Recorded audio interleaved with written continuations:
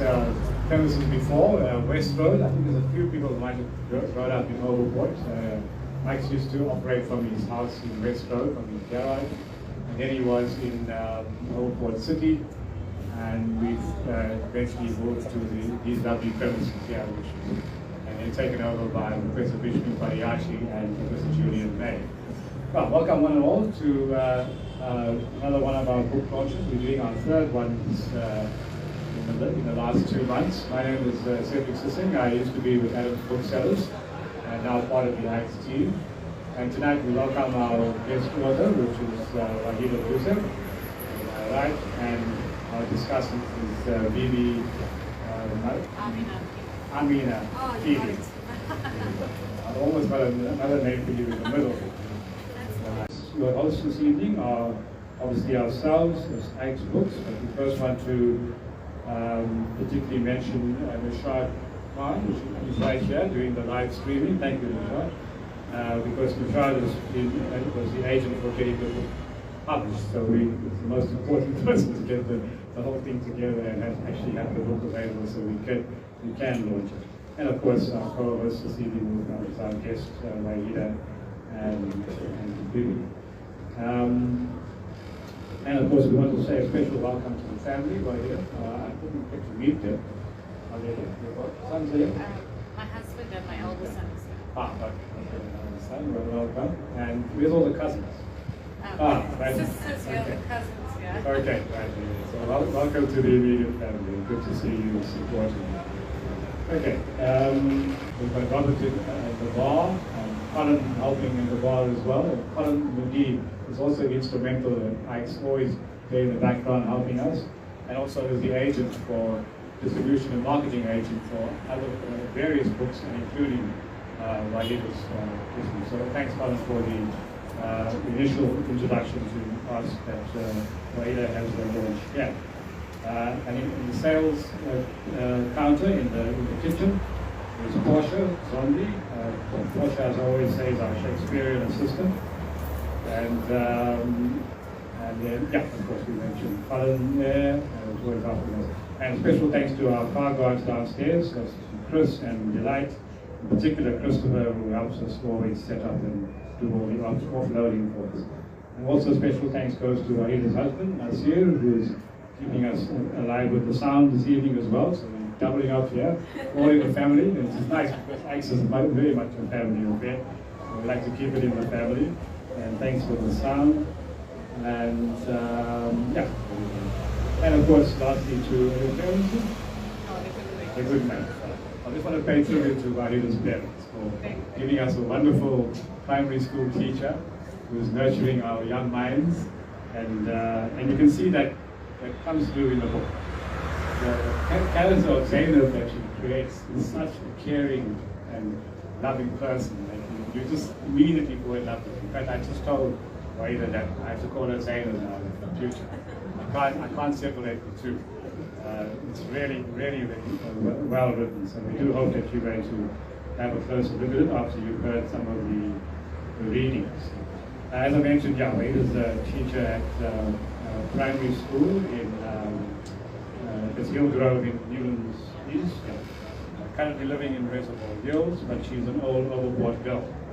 Very lovely to hear. This is also a coincidence because Ike Meyer is from Overport as well. Okay, and on to our guests. Our discussant this evening is Bibi Amina, Billy, as she said. She family name originates from Malawi, so we welcome you, and we add the additional African flavor, the continent's flavor, and we'd like to hear more when you have been chatting with people about the family background. And described as an almost 30-something. Up to up, yeah. Almost 30. Almost 30. Haven't got there. Seasoned radio presenter at Radio Al Ansar, which I'm sure you're all familiar with, up in West Road here in Overport. And she presents a particular program called Feel Good Fridays, which is mainly to spread positivity and inspiration. Bibi's expertise extends to event management. She's emceed at local and national high-profile events, and I emphasize the whole high profile. So if you're thinking of booking a, you might not get in there. So she does mainly high profile. She's a recipient of multiple awards within the media industry. And her other standout projects are YouTube talk show called Let's Sit Down, and support a sister foundation, an NPO dedicated to the upliftment of women of all backgrounds. As Wahida describes her, Bibi's personality and infectious smile lead to true inspiration. So, thank you, Bibi, for being here. We welcome you as the first time, and we hope to see you back. And perhaps back as a discussant. Then our featured author, we would like to say first-time novelist, but now not so first time, because the second book is not far away. That's Wahida Jusuf, who grew up in Overport, as I mentioned. Finished high school just down the road here at Durban Girls Secondary, where Mr. Thomas, a grade 8 teacher, was one of our mentors who encouraged writing of poetry. So it's not just novel writing, it's poetry as well, which often goes together. I often say that the poet is a better novelist, because the poetry comes first, and then the novel you build around it. And also tribute to Mrs. Omar in grade 11, who encouraged Wahida's creative writing. Wahida then completed a Bachelor of Social Science as UNISA, majoring in psychological counseling and general education. Honors in psychology, also UNISA, and then a PGCE, Postgraduate Certificate in Education at UNISA as well, all UNISA, dedicated to distance learning. Well, and of course teaching all the time, so that's very, very dedicated. And that's really commendable that you managed to do all that. I tried to do library science and gave up halfway, because couldn't do work and part-time studies. So. But library science is probably the most boring degree at UNISA. Oh my gosh, rather watch paint dry. And yeah, as a hobbies, Wahida enjoys crocheting. I think her husband's wearing a pair of crochet socks this evening. Is that right? Yeah, lovely. Keeping his feet warm. But our most, and of course, community development work, especially with the organization called AMWASA, which stands for the Association of Muslim Women of South Africa, which she founded. And if you have a look at some of the books, these ones don't have them. Well, my copy is better. This is better. Ah, there we go. Yeah. And she's also produced a stamp of approval, which approves the book for Muslim readers and to be approved by the Muslim community. So that's quite a unique thing. We haven't seen that one of her mentors, two of her mentors, firstly is Shafinaz Hassan, who I'm sure some of you have heard of. She's very popular in Durban, but she's based in Polokwane. She just launched her book called Darlings of Durban recently, and she was at time as a writer as well. We've got her book on the counter there in the kitchen if you want to see it. And also, of course, Durban author Quaresha Dawood, who was Wahida's original discussant at the launch in February. She had an initial launch back in February last year. And then, yesterday was a very special day because Wahida and Nasir, can you believe it, celebrated their 18th wedding anniversary. So can we have a round of applause for that? Well done. It's a nice number of years, and look forward to 2 more for the big 20. Of course, we're all invited to the 20th one. We can't go to the 80th, it was really yesterday. So we'll do the 20th. And but in her notes, Wahida said that Nasir was supposed to take her as his wife for a mere 19 years old. But Wahida said, no, hang on, not quite now. And to show how tough Wahida is, she made him wait 4 years. So, well done with Nasir. Strength to you.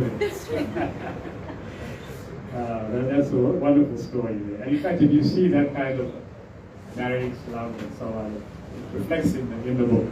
Very reflects in the novel. And then while Nasir is the pillar of Waida's life, also, of course, her parents-in-law, and her beloved sons, Ibrahim and Idris, the two eyes. Yes, and then I'm just in closing to say that, as I mentioned, Waida is well on her way to a second novel, which is titled What's Meant to Come. And if you look in the back of the book, you'll see there's an invitation to engage with her about the second novel via a website and I think also on Instagram. Okay, so thank you all for coming and joining me on this very momentous occasion. Before I begin, there are some words which I'd like to translate first. So the word nikah, Nikah, is the Islamic marriage. It's the Islamic ceremony of marriage. And if I come across any more, I'll translate it at the end, okay? So this is a poem that I wrote recently for a colleague who asked for marital advice. And she left a lovely little notebook on the staff room table, and with a note to say, please put in any advice you think would help me in the days to come as she's entering her, a new adventure, a new journey. And this was my contribution to that. And I thought, since seeing that my book is a Muslim romance, and it talks about arranged marriages, and it talks about marriage in general, and what needs to go into a marriage in order for it to survive, I thought it would be fitting for me to read this poem to you today. It shall all pass with time.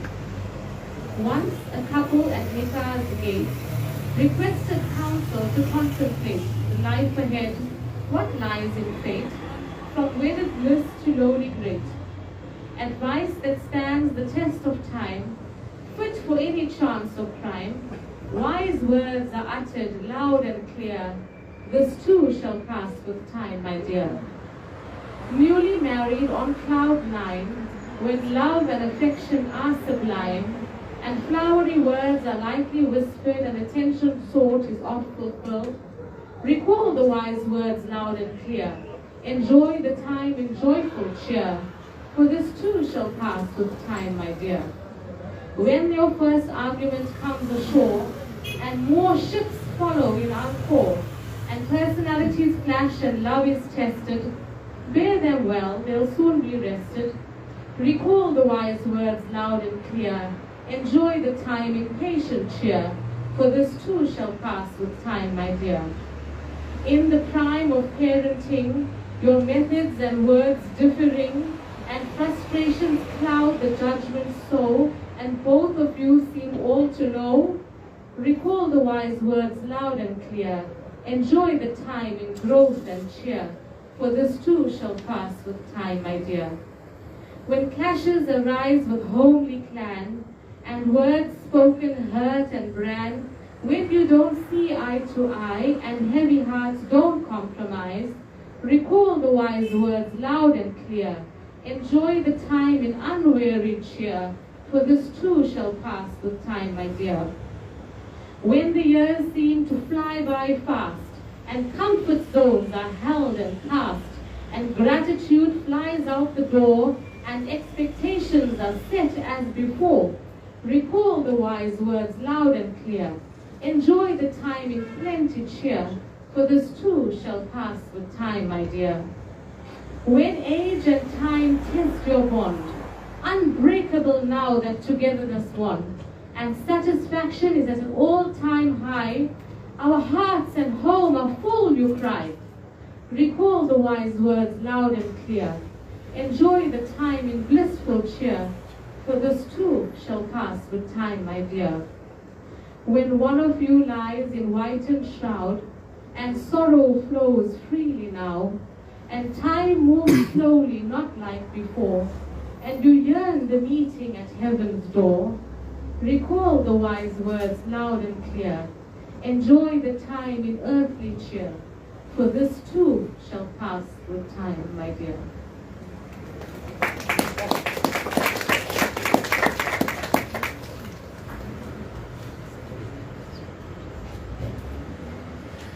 Well, good evening, ladies and gentlemen. I'm sure you guys are probably hungry. There are some snacks on the side, so I think maybe you guys can get some energy. Good evening, ladies and gentlemen. Oh, that is so much better. How are you guys doing today? Good. In the back? Oh, good. Alright, so I think it's the moment we've all been waiting for. I'm Bibi Amina Phoebe. Thank you so much, Cedric, for that amazing welcome, and it's so good to be here.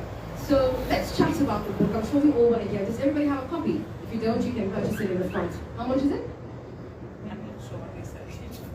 It's affordable, right? So you can get yourself one. 200. It's 200 and something. I mean, easy money.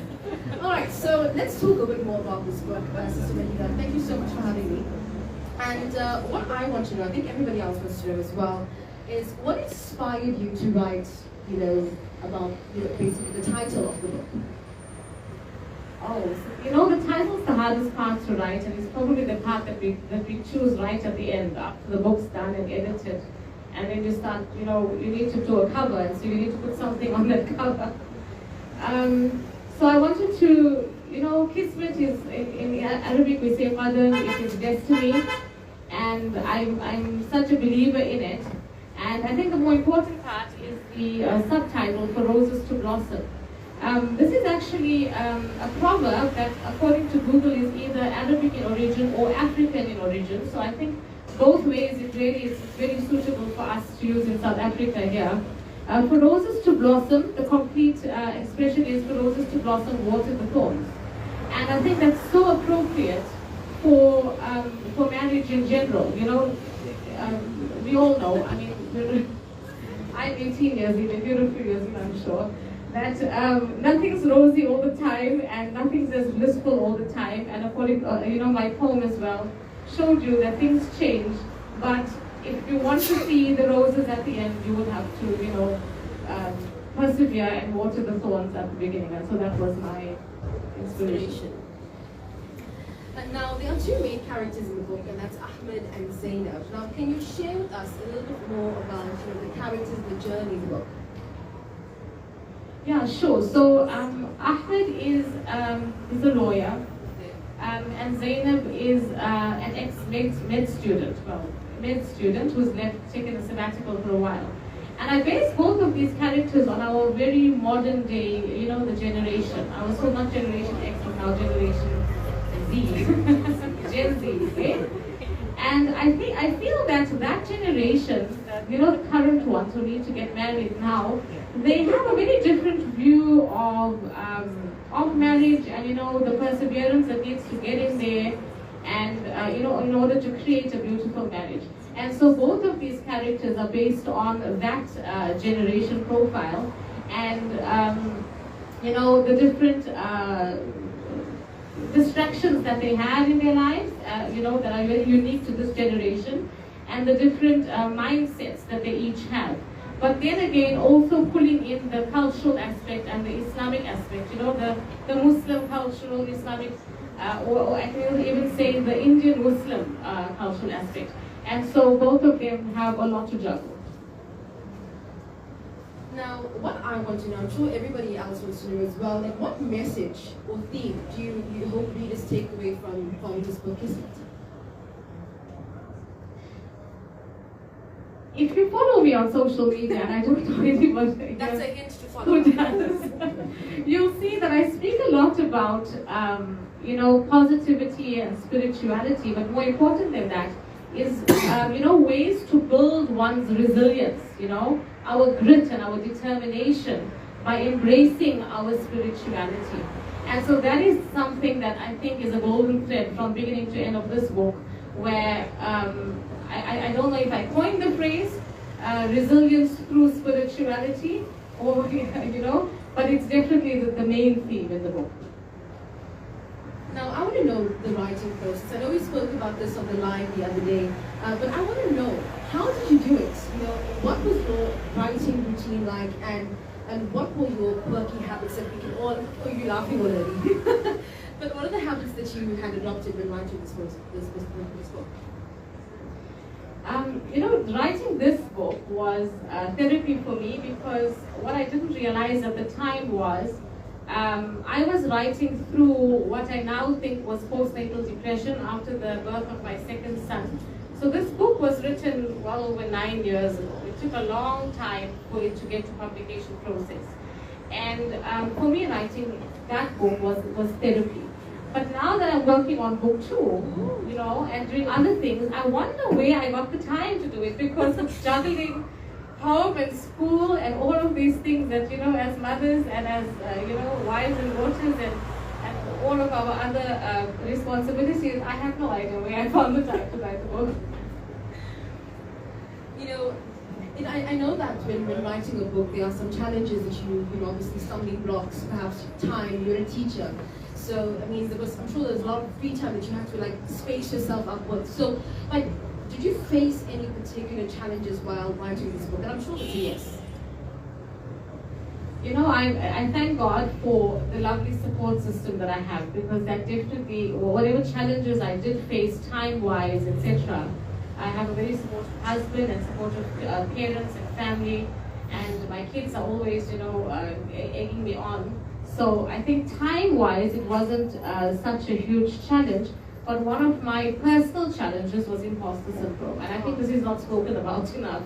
You know, like, who would want to read this? You know, I mean, these are just my words, and you know, I don't even know if it's structured nicely. And just getting that first, you know, to get your manuscript read by, you know, a fresh pair of eyes, and you really, that was a huge obstacle for me to overcome. As confident as I am generally, I think I'm a really, you know, praise be to God, confident person, but getting your manuscript read by an editor, and now, you know, waiting for the feedback from that person, knowing that that's their job to criticize whatever you've written, you know, I didn't know if I was in the right frame of mind to accept that, but it was a huge hurdle that I, again, used, you know, spirituality to build my resilience in order to get over that hurdle. And so that's a huge challenge that I overcame, the imposter syndrome.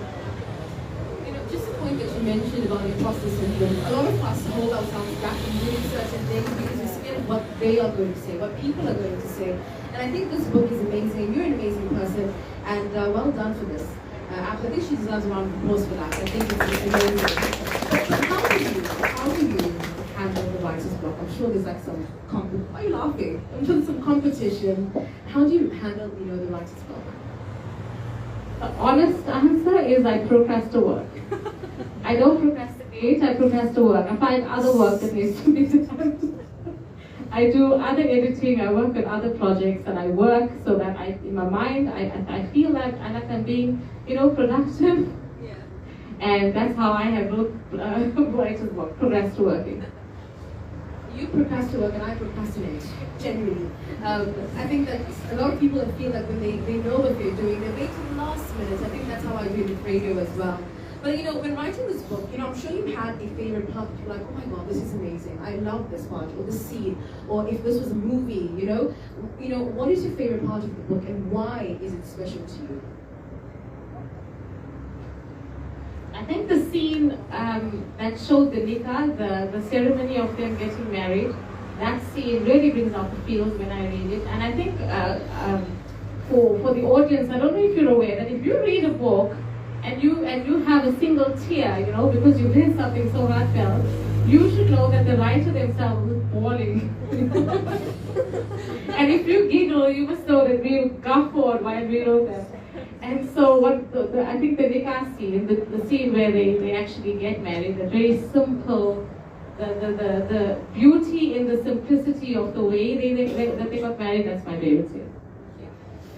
I mean, since it's your favorite scene, would you like to share it with us? Those of you who have a book, I mean, you can tell us which page it's on, and then we can basically hear you share that with us. I think it's chapter 5. Chapter 5, everyone.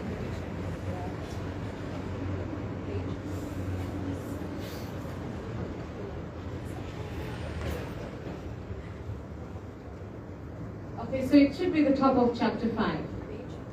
Page 39 in my copy, I don't know.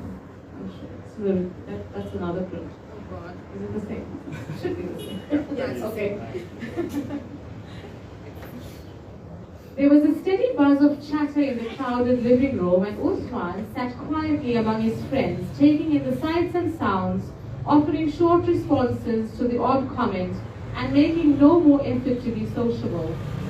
The concentrated pipe, which stretched from ear to ear below his nose, was enough to keep the conversation away from him, except on occasion when one of the men came closer to congratulate him and offer praise for his good health. There were 12 men from the community, but Ahmed knew none of them. Ahmed thought that the Imam had done well with the arrangements, and he was glad that he had the good sense of calling Suleiman, his closest friend, to be at his side, not just to be his witness at the nikah, but to support him through the biggest decision of his life. O mankind, the Imam began the sermon in Arabic, and one of the more learned men translated. Be dutiful to your Lord, who created you from a single person, and from him he created his wife, and from them both he created many men and women. Ahmed listened earnestly, trying to summon a level of spirituality that will allow him to appreciate the words more fully.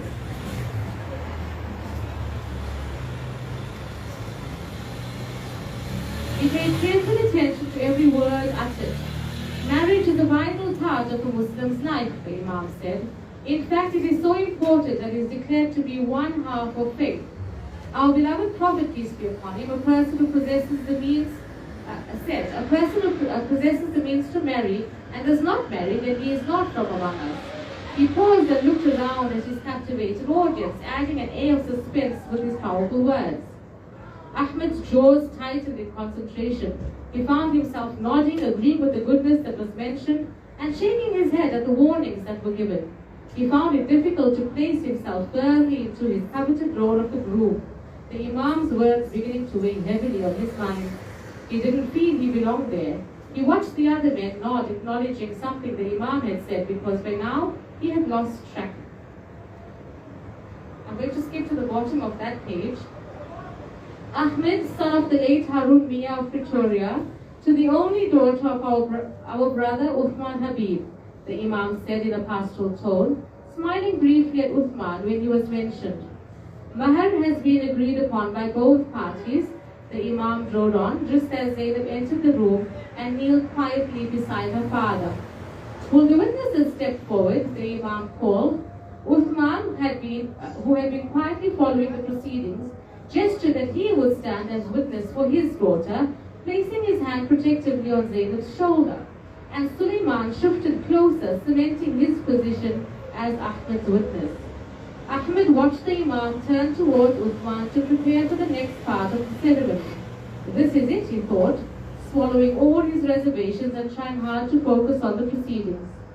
Zainab Uthman Habib, the Imam softened his tone when he spoke now.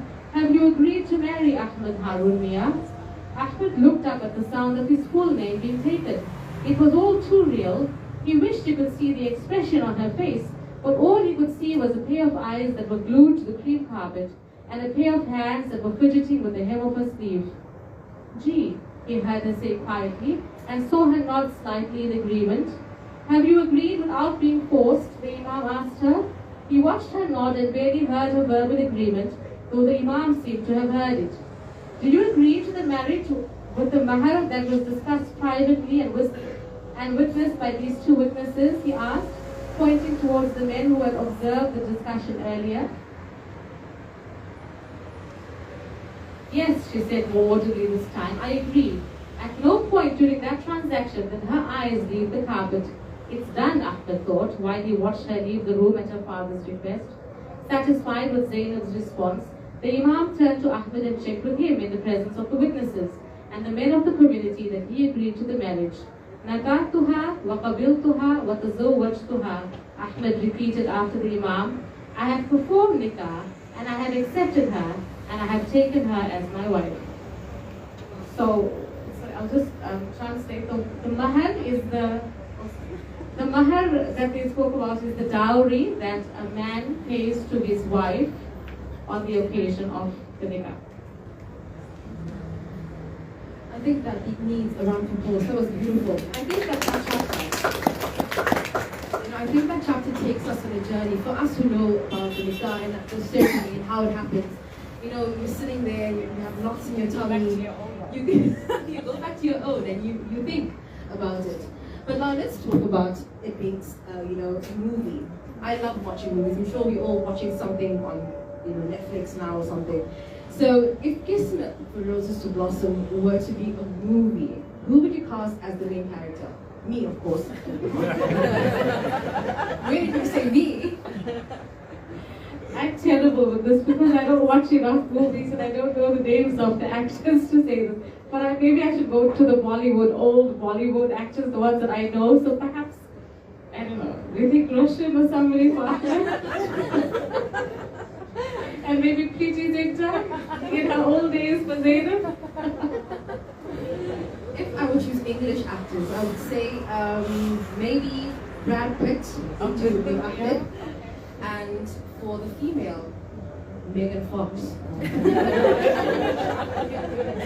Alright, so please Google, please Google. Now, I'm sure you're obviously reading other books right now. Any recommendations or any authors that you are reading right now? You know, I'm guilty of not reading anything right now because, like I was telling Cedric, when I'm writing, I keep all other reading, you know, on the back burner. So no, I'm not reading anything right now. Not even your own book. I'm done with that. A book too loaded. Ready Book to too quit loaded. too many times. Now, we all have people that we look up to, people that we want to have dinner with. I mean, for you, as an author, if there was one author in the world that you could sit down and just pick their brain for an hour, who would it be?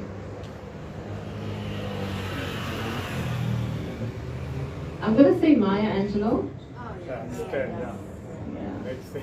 I don't think I've explained. Everybody understands. I want you to explain why. One thing that I think she, you know, is attributed to her, a quote. It got me past a few hurdles in my life. I think she was the one who said, you know, now that you know better, you'll do better. And I think that mindset, you know, it takes away the nervousness of trying something, because you know that the first time you try something, it's not going to be awesome.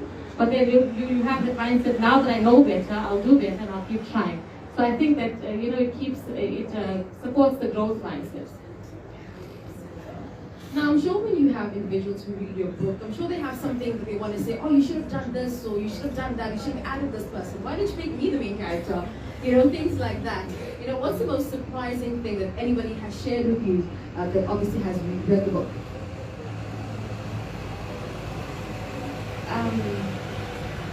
You know, we, as an author, I would say the millennial generation, right? And now the people who are reading this are the newer generation. So something that didn't occur to me when I was writing it was the word red flag. And somebody said, Ahmed is full of red flags. And so that's something that really made me think about it in a different way. Ahmed is a red flag, but we girls love It's a red walking flags. red flag. That's what I'm saying. We love toxic. We love toxic. Now, if you could visit any place in the world for inspiration, where would you go to? I think that will be easy. I haven't yet been for Hajj or Umrah, so I haven't been on pilgrimage. And so I think that would be somewhere I would like to go, Saudi Arabia. A boring answer, but it's from my heart.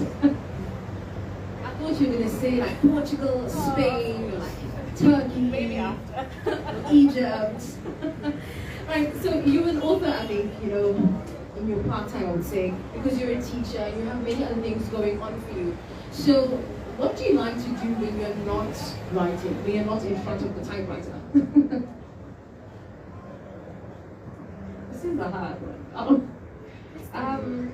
If I were not writing, it's weird because I would say I would be teaching, but not necessarily at school. I started, as Cedric had mentioned, this organization called Amwasa, Association of Muslim Women Authors in South Africa. And I try with that, on that platform, to help authors like me who are so new at it that they don't know, you know, what comes next, and they are so new in the game that they don't know, you know, they don't know people. And so Amwasa aims to be the network that puts authors in contact with the people that they need to know or the people that they need to meet. And so with that, one of the main things that authors tell me is that, well, and I know this as fact, is that the hardest thing to do when you have your book is marketing. You know, because we're not built for that. We just want to write. We don't know how to, especially the new age of marketing, to navigate the whole thing. And so that's something that I like to teach on the side. You know, whatever worked for me, because thankfully, you know, this book went on the steam of marketing tactics that I picked up along the way, and so I like to share that. Now let's talk a little bit more about the characters. Now, there is Ahmed, the toxic one, the red flag,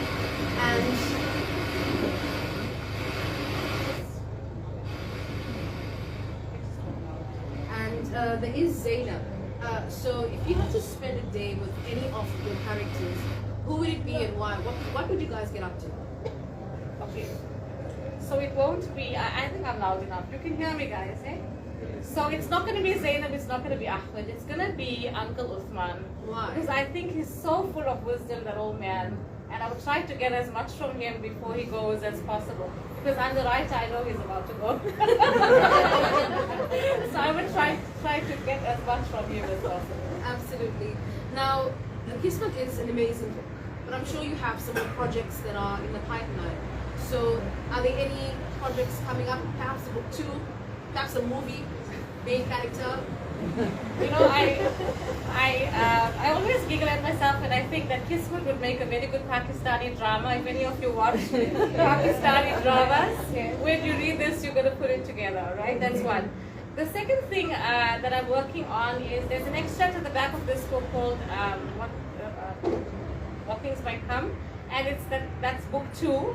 And but I've had to put that on hold for a while because this book was picked up by an international publisher, and an international version of this book will be out, I would like to say later this year.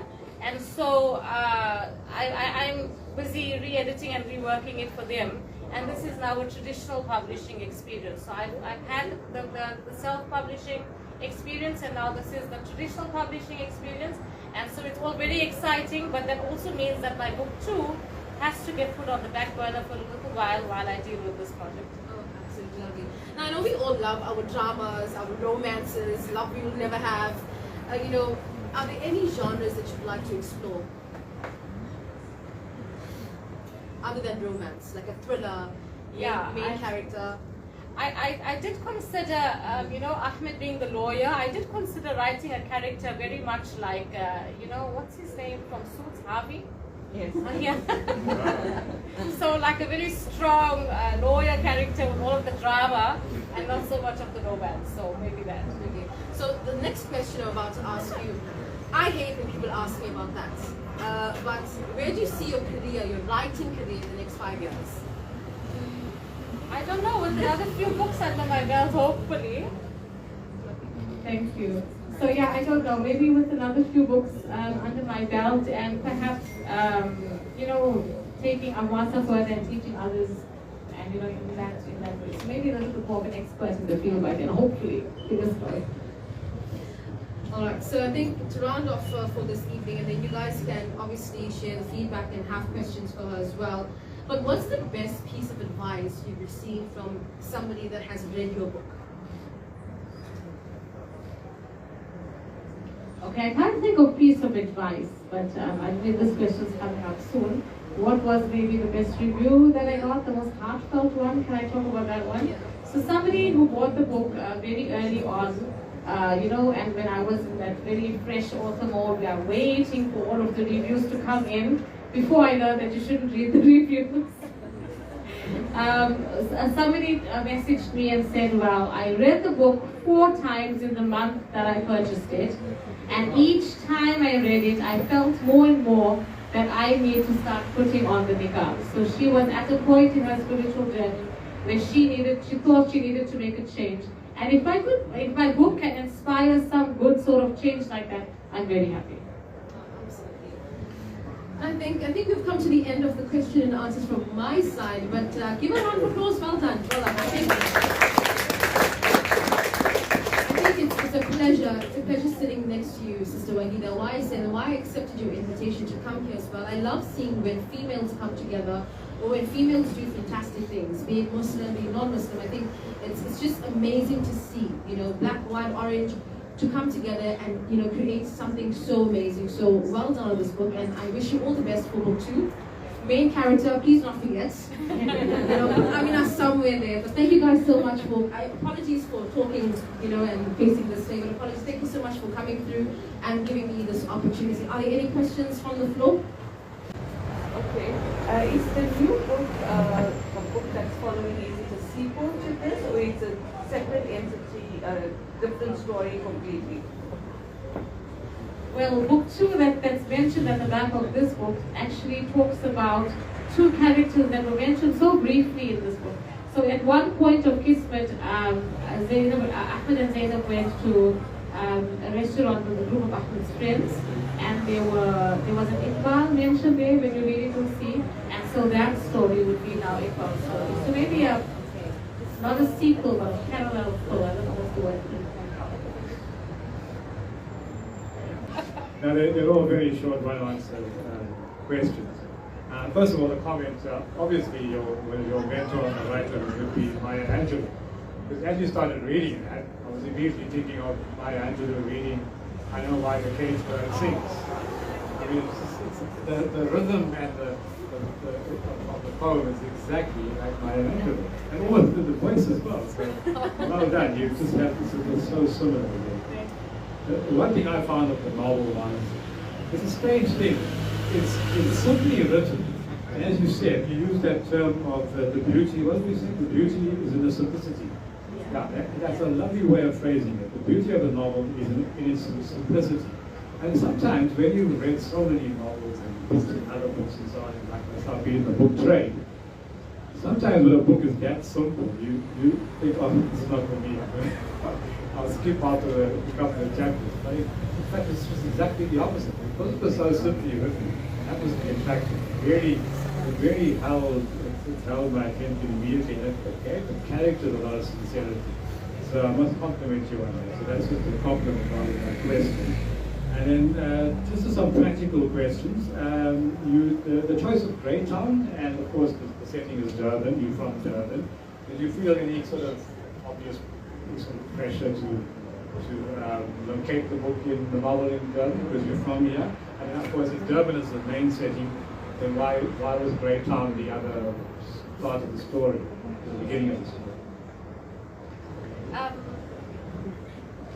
Okay, so I used a very fictionalized version of Durban, right? So the areas maybe you could, I didn't want to specify which area. I wanted to keep it open to the reader, you know, to imagine which part of Durban I was probably discussing.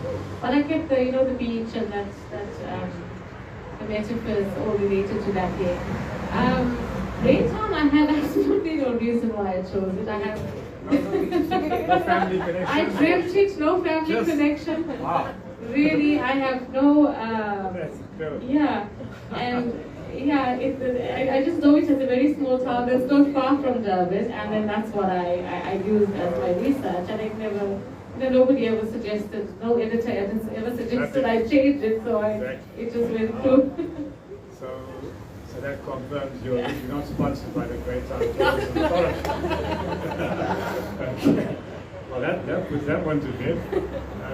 So often I ask all those questions and they come up with the most amazingly non-answerable answers that you expect. You certainly wouldn't expect that. Your editor based in Turkey, is she South African based in Turkey or Turkey resident? Or just explain how you... No, Nasreen Variawa is... Yeah. Nasreen Variawa is an editor who is South African, but I think she's been living in Turkey now for the past 12 or 13 years. And I met her via South African contacts, who when I WhatsApped her, I didn't realize she was in Turkey. So I just figured out talking to somebody, next door or something. But yeah, it turns out that she's from there. That often happens. Today with the global village, we think the person's right who's next door to you. It mentions in the bibliography side of the page It's a revised edition. What do you mean by revised edition? Okay, so the first batch of books that you see, this was a self-published project, and I didn't, it didn't happen on my own steam. And like I said, I learned so much along the way. The first book, the first print, can I say, was much thinner because the writing was much smaller, and the layout wasn't done 100%. But after I started working with more professional people, such as, there's Noshad, and then there's Woolman Figure Publishing as well. We redid things, and so it's the same book but just revised in that way. That's good to know, because we have another budding author here with us this evening. We won't name him or shame. Now that we know better, we do better. And he was very impressed with it, Thank you. especially the printing, the binding.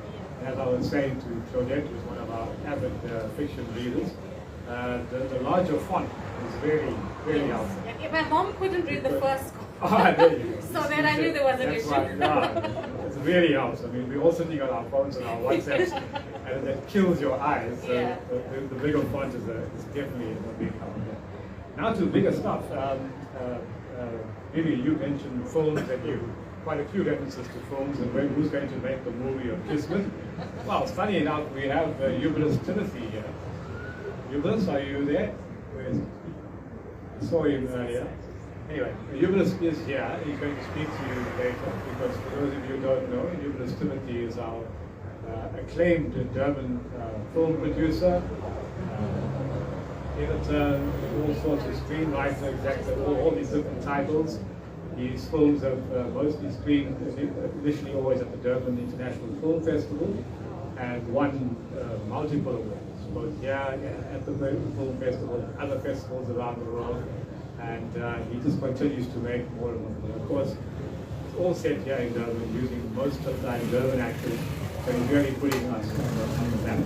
So he's got a project now which he's working on, particularly focusing on Durban women's rights of fiction. And you happen to be now in the club. Right place, right time. The doors are already open, you just got to walk through, you don't have to sort of knock. So hopefully that will come together, and let's wish Eubulus all the best with that. And who knows, we might be having to download you on Netflix. So don't forget the royalties to share with the audience. I won't forget where it all started. Exactly. And then there hasn't been a mention in either of your information you sent to me or anywhere else that I could find where you mentioned any creative writing courses that you did, actually formal creative writing. Was this just your own challenge? Yeah, it sounds, I haven't attended any, no.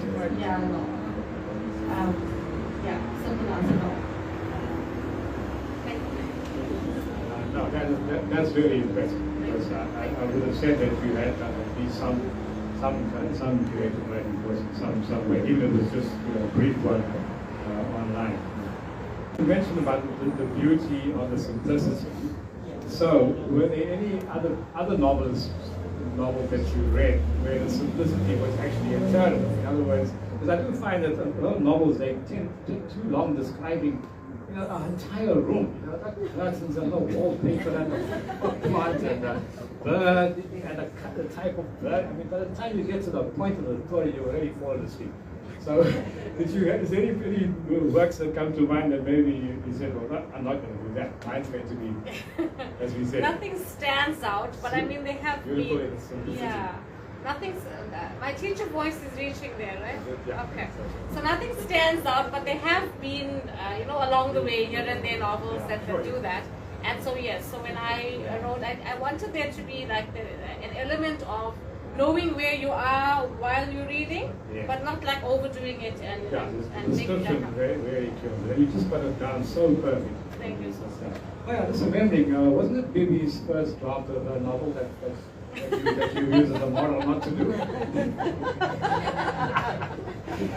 Maybe it's dangerous to come to Ike's book launches. You never know what you're going to. You never know how you're going to be trapped here. Well, I think that's most of it from me.